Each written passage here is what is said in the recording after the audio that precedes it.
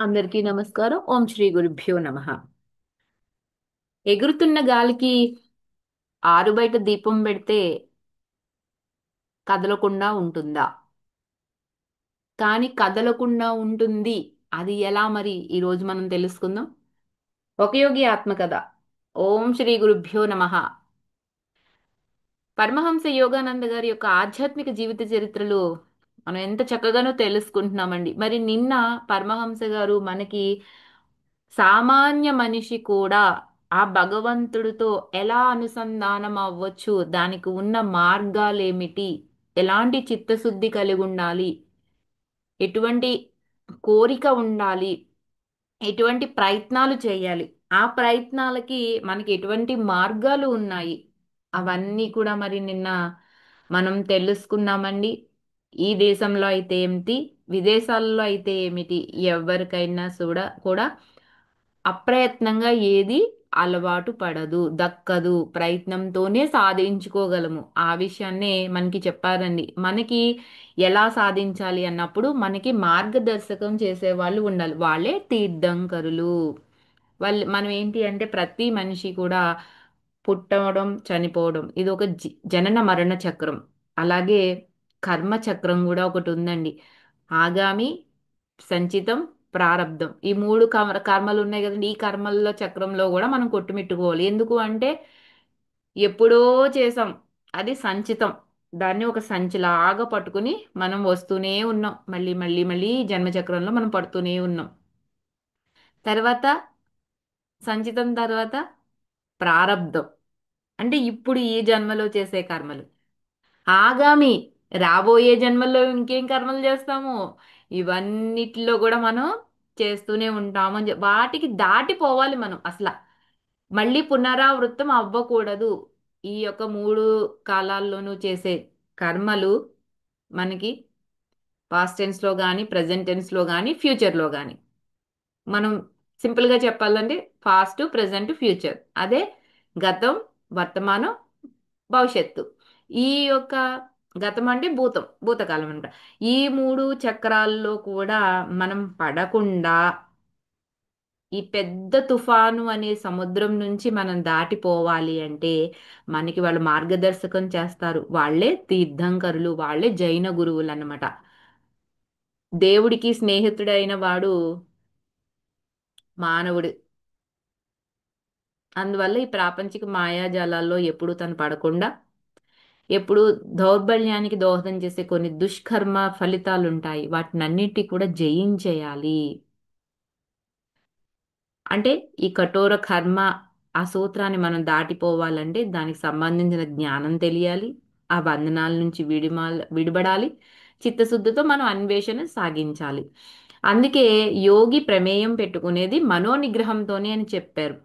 ఆ మనోనిగ్రహం గురించి భగవద్గీతలోని 6వ అధ్యాయంలో 19వ శ్లోకం నుండి 23వ శ్లోకం, అంటే 5 శ్లోకాల్లో మనకి వివరించడం జరిగింది. కర్మ సంబంధమైన అజ్ఞానం తాలూకు వివిధ కోశాలు ఉన్నాయండి మనకి. ఆ కోశాలను విసర్జించిన తర్వాత మాత్రమే మానవుడు తనను సస్వరూపంలో దర్శిస్తాడంట. ఆ కోశాలేంటి, అలాగే భగవద్గీతలో మనకి ఏం చెప్పబడింది అన్న విషయాలని మరి ఈ రోజు మనం తెలుసుకుందామండి. 19వ శ్లోకం. ఓం శ్రీకృష్ణ పరమాత్మనే నమః. శ్రీమద్ భగవద్గీత అథ షష్ఠోధ్యాయ. ఆత్మ సంయమ యోగ. యథా దీపో నివాతస్థః నేంగతే సోపమా స్మృతా యోగినో మత చిత్తస్య యజ్ఞతో యోగమాత్మనః. ఈ 19వ శ్లోకానికి మనకి అర్థం ఏమిటంటేనండి, సులువుగా చెప్పాలి అంటే గాలి లేని చోట దీపం ఎంత నిశ్చలంగా ఏ విధంగా ఉంటుందో అదే విధంగా ధ్యానంలో లగ్నమైన యోగికి మనసు కూడానండి స్వాధీనమై నిశ్చల స్థితిని పొంది ఉంటుందని ఇక్కడ గాలి దీపం అనే ఉపమానంతో యోగజ్ఞులు, అంటే భగవంతుడైన శ్రీకృష్ణుడు మనకి చెప్పడం జరిగింది. ఇప్పుడు గాలిలో దీపం పెడితే ఏమవుతుంది అండి? ఆరిపోతుంది. మన చేతులు అడ్డైనా పెట్టాలి, దానికి ఏదైనా అడ్డన్నా పెట్టాలి, లేకపోతే లేదు. కానీ గాలి లేని చోట దీపం నిశ్చలంగా ఉంటుందంట. గాలి లేని చోటు అంటూ ఎక్కడ ఉంటుందండి? అది మనం తెలుసుకోవాలి.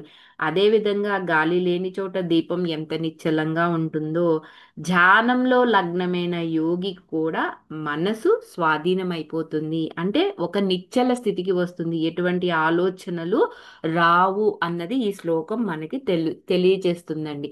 మనకి ఇక్కడ తెలుసుకోవాల్సింది ఏంటంటే, ఎగురుతూ ఉన్న గాలికి కూడా కదలకుండా ఉండే ఒక గుడి లోపల కనుక దీపం మనం పెడితేనండి, అది శిఖరం లాగా ఉంటుంది అంట, కదలకుండా నిశ్చల స్థితిలోనే ఉంటుంది. ఇంకొక ఉపమానం, గుడిలో దీపం పెడితే ఎలా అయితే ఉంటుందో అలాగే ధ్యానం చేస్తున్న యోగి మనసు కూడా పూర్తిగా స్థిరంగా ఉంటుందని శ్రీకృష్ణుడు మనకి చెప్తున్నాడు. దీనిని మనం జీవితంలో ఎలా ఆచరించాలి అంటే, ప్రతిరోజు 10 నిమిషాలు సైలెంట్గా రెండు కళ్ళు మూసుకుని రెండు చేతి వేళ్ళు మీ ఇష్టం, మీరు ఎలా అయినా పెట్టుకోండి, రెండు కాళ్ళు చక్కగా క్రాస్ చేసుకుని మనసును శాంతపరచుకోవడం మనం మొదలు పెట్టుకోవాలి. అంటే ధ్యాన స్థితిలో కూర్చోవాలి. ఆ ధ్యానం చేస్తున్న సమయంలో మీరు కళ్ళు మూసుకుని స్థిర సుఖాసనంలో కూర్చుని మీ యొక్క శ్వాసను గమనించుకోండి, ఓంకారం జపించుకోండి, మంత్రం జపించుకోండి, మీ ఇష్టం ఏదైనా. కానీ ఆ సమయంలో మాత్రం మీ ఫోన్ కానీ సైలెంట్లో పెట్టేసుకోవాలి.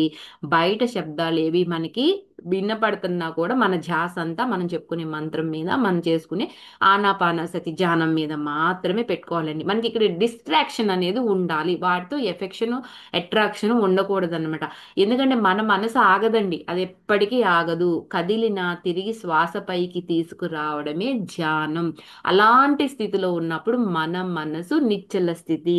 ఇక్కడ మనకి చెప్తున్నాడండి, యోగి ప్రమేయం పెట్టుకునేది దేంటి? మనో నిగ్రహంతోనే. మన మనసును నిగ్రహించాలంటే ఏం చెయ్యాలి?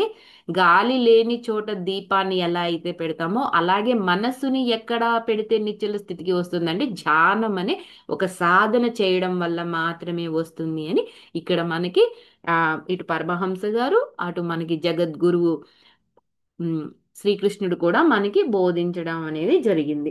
నెక్స్ట్ 20వ శ్లోకం చూద్దామండి. యత్రో పరమతే చిత్తం నిరుద్ధం యోగ సేవయా యత్ర చైవాత్మనాత్మానం శశ్యన్నాత్మని తుష్యతి. దీని అర్థం ఏంటో మనం తెలుసుకుందామండి.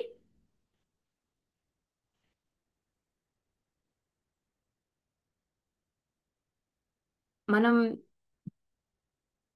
యోగాన్ని అభ్యసించడం చేత నిగ్రహించబడ్డ మనసు ఎక్కడ శాంతి పొందుతుంది అంటే, మనం ఇలాగ ధ్యానం చేయటం వల్ల మన యొక్క శాంతి ఏదైతే ఉందో, అది ఎక్కడ శాంతి అంటే, తనలో తనను మనస్సు చేత చూస్తూ ఏ స్థితిలో ఉండడం వల్ల ఆనందం పొందుతూ ఉంటుందో అదే స్థితి అని చెప్తున్నారండి. ఎందుకు అంటే, యోగి ధ్యానం చేస్తూ క్రమంగా ఏం చేస్తాడండి, మనసుని బయటకు వెళ్ళనివ్వడండి. ప్రపంచం నుంచి అంటే కంటికి కనిపించే మనకి ఏ అయితే ఆలోచనలు వస్తున్నాయో వాటి నుంచి బయటికి తీసుకొచ్చేస్తాడు, వెనక్కి తీసుకెళ్ళిపోతాడు అనమాట.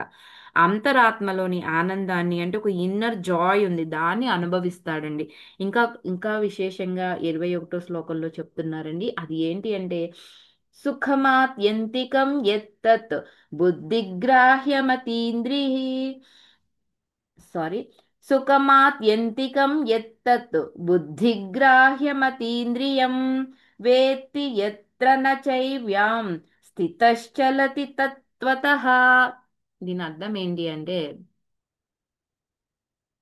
మనకి ఆనందం పొందే స్థితి ఏదైతే ఉందో అది ఇంద్రియాల వల్ల తెలుసుకోవటానికి వీలు లేదంట. బుద్ధి చేత తగింది అయి ఉండొచ్చేమో కానీ, ఆ గొప్పదైన సుఖాన్ని ఏ స్థితిలో అయితే తెలుసుకుంటున్నాడో ఆ స్థితిలో ఉన్న యోగి తత్వం నుంచే చెల్లించడు అని చెప్తున్నాడు. అంటే యోగి ధ్యానం చేస్తూ క్రమంగా మనసుని బయట ఎప్పుడైతే వెనక్కి తీసుకొచ్చేసాడో అప్పుడు అంతరాత్మలో మనకు ఒక లోపల ఆనందం ఉంది, ఆనందాన్ని మనం అనుభవిస్తాం. అలాంటప్పుడు ఆనందం కళ్ళు మూసుకుని చూసే అంతర్గత దృష్టిలో ఉంటుంది.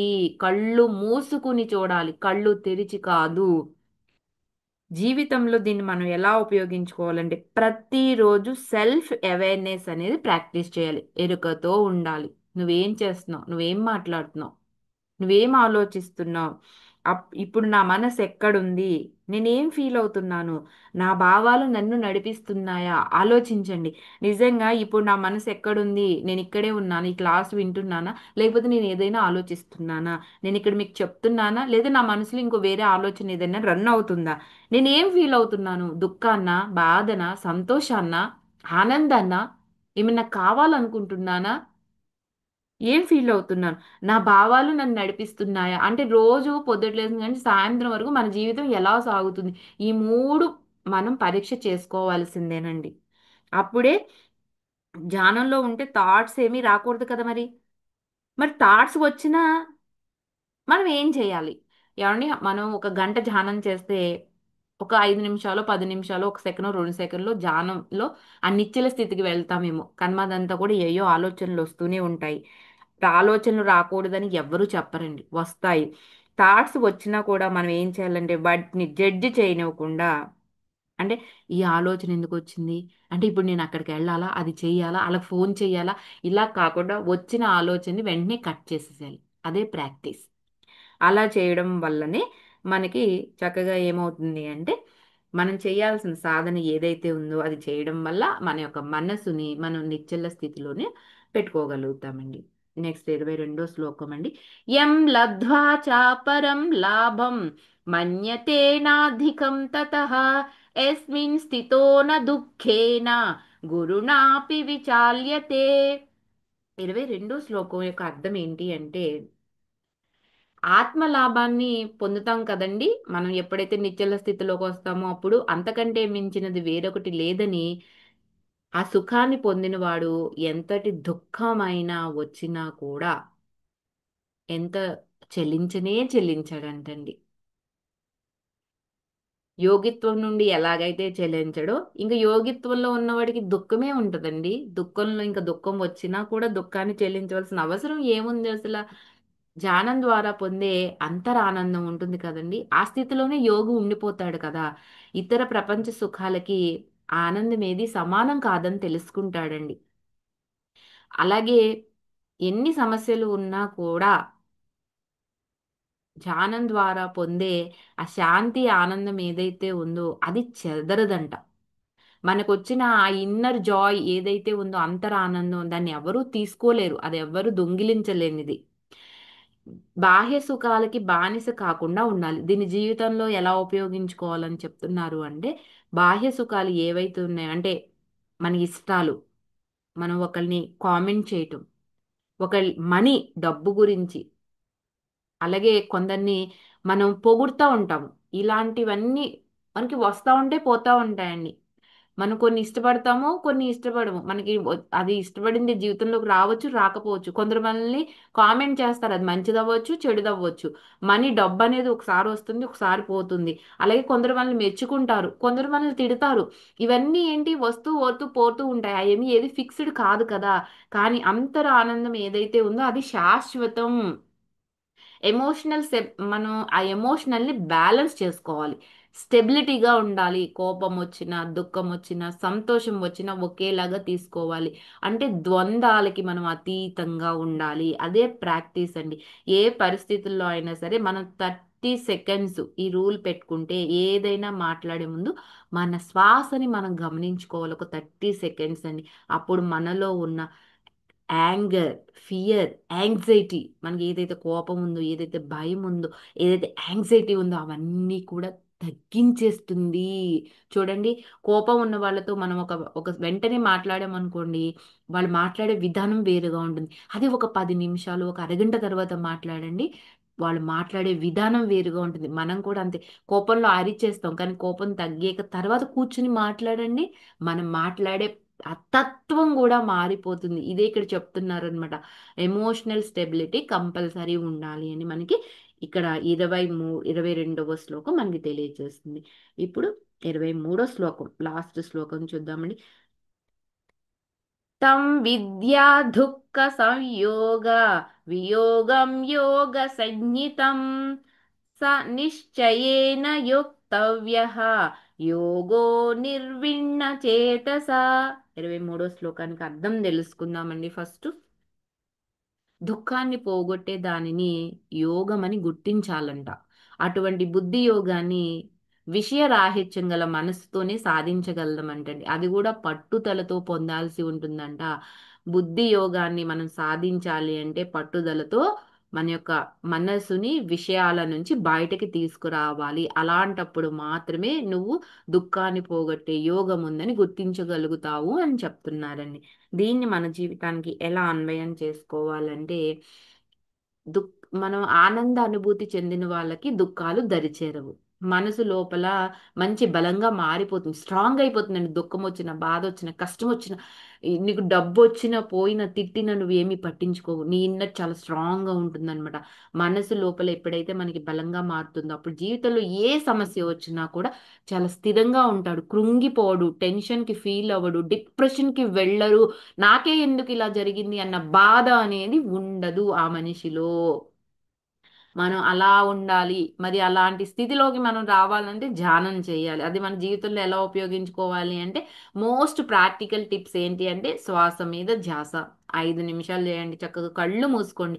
4 నిమిషాలు, 4 సెకండ్స్ శ్వాసను పీల్చుకోండి. మళ్ళీ 4 సెకండ్లు శ్వాసను విడిచిపెట్టేయండి. అది మన మనసుని వెంటనే మనకి శాంతి పరుస్తుందండి. తర్వాత ఏం చేస్తారు అంటే, ఈరోజు నన్ను ఏదైనా బాధ పెట్టిన విషయం ఉందా? అసహనానికి గురి చేసిన విషయం ఉందా? నేను ఎలా స్పందించాలి? నేను ఏం చేస్తే నా మనసు క్లియర్ అయిపోతుంది గందరగోళం నుంచి అన్నది ఆలోచించుకోండి. ఇతరులతో పోల్చుకోవడం మానేయండి. అదే దుఃఖానికి మూలం. మన ఫ్యామిలీని గాని, మన పిల్లల్ని గాని, భర్తని గాని, అత్తమామల్ని గాని ఎవ్వరిని ఇతరులతో పోల్చొద్దు. తగ్గించేసుకోవాలి, మొత్తానికి మానేయాలి అసలు.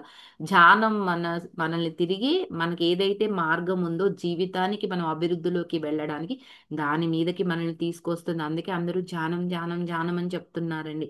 ఒక్క నిమిషంలో మనం అవేర్నెస్ అనేది ప్రాక్టీస్ చేయాలి. అది ఎలా అంటే, రోజుకి 3 సార్లు మీరు కళ్ళు మూసుకోండి, మీ శ్వాసను గమనించండి. నేను ఇప్పుడు ఏం ఫీల్ అవుతున్నానని మాత్రం ఆలోచించండి.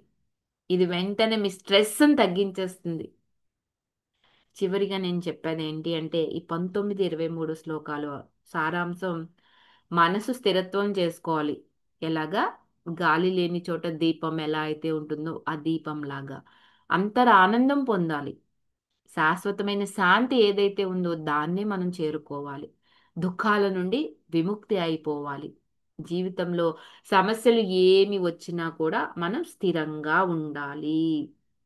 ఈ విధంగా మనకి పరమహంస గారు ఒక యోగి కావాలి అంటే, యోగి ఆ స్థితిని, మనోనిగ్రహాన్ని ఎలా సాధించాలి అన్న విషయాన్ని శ్రీకృష్ణుడు భగవద్గీతలో ఆనాడే చెప్పాడండి మనకి, అన్ని వేల సంవత్సరాల కిందట. కానీ మనం ఎవ్వరం దాన్ని ఉపయోగించట్లేదు, దాన్ని చదవట్లేదు, మన జీవితానికి మనం అన్వయించుకోవటం లేదు.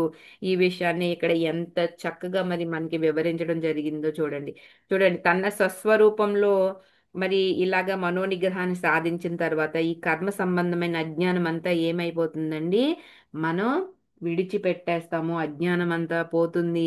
ఆ పోయినప్పుడు మానవుడు ఏం చేస్తాడండి? తనను స్వస్వరూపంలో దర్శిస్తాడు. కోశాలు ఉన్నాయి మనకి, పంచకోశాలు ఉన్నాయండి. పంచకోశాలు, ఆ పంచకోశాలు ఏంటో మనం తెలుసుకుందాము.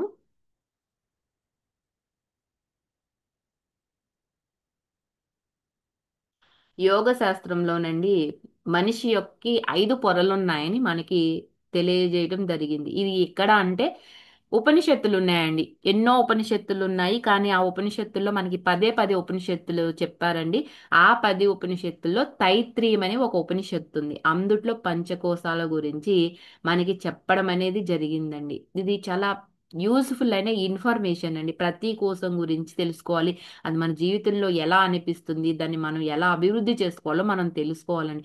మన శరీరంలో, మన శరీరం అంటే కేవలం మనిషి అంటే ఈ శరీరం ఒకటే కాదు.